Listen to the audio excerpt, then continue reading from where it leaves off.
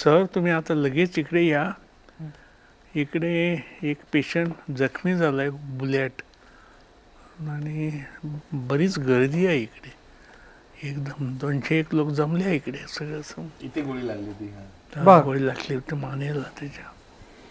मी गेलो लगेच, बघतो तर त्याच्या मानेला गोळी लागली आहे आणि त्याचं इमिजिएटली अत्यंत लवकर शस्त्रक्रिया करणं जरुरीचं होतं.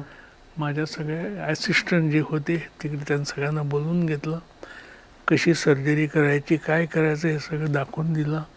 आणि मी रिलेटिव्हना बोलतो की म्हटलं मला आता हे करतील ऑपरेशन, चांगलं ऑपरेशन होईल, त्यांना मी सगळं डिटेल सांगितलं आहे, पण मला आता जावं लागेल कारण मला फ्लाईट चुकेल, नाही तर मला इंग्लंडला जायचं आहे म्हणून. त्यांनी ते गप्प राहिले, पण त्यांनी ते बरोबर पटलं नाही मनाला.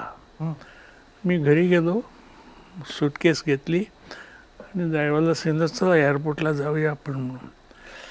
अर्ध्या रस्त्यावर मला एक फोन आला. मी फोन उचलला.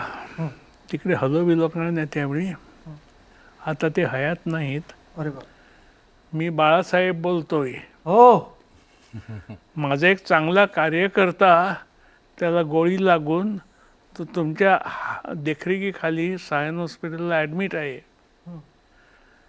त्याचे प्राण, त्याला एमर्जन्सी आता सर्जरी पाहिजे, त्याचे प्राण वाचवावे किंवा त्याला मरायला द्यायचं हे तुमच्या हातात आहे. फोन ठेवून दिलं त्याने. मग अशा वेळा आता काय करणार? मी 1 मिनिट विचार केला आणि ड्रायव्हरला सांगितलं यू टर्न घे.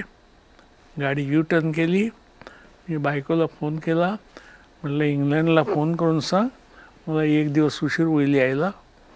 ट्रॅव्हल एजंटला सांगितलं मी स्वतः की माझी आजची तिकीट गेली असणार, जाऊ दे, उद्याची आणखीन परत तिकीट काढ, मी उद्या जाईन इंग्लंडला म्हणून. आणि मी सरळ थेट सायन हॉस्पिटलला गेलो आणि मी त्याचं ऑपरेशन केलं, सक्सेसफुल झालं. आणि मग सगळे रिलेटिव्ह एकदम आणि सगळे जमलेले लोक सगळे एकदम समाधानी झाले.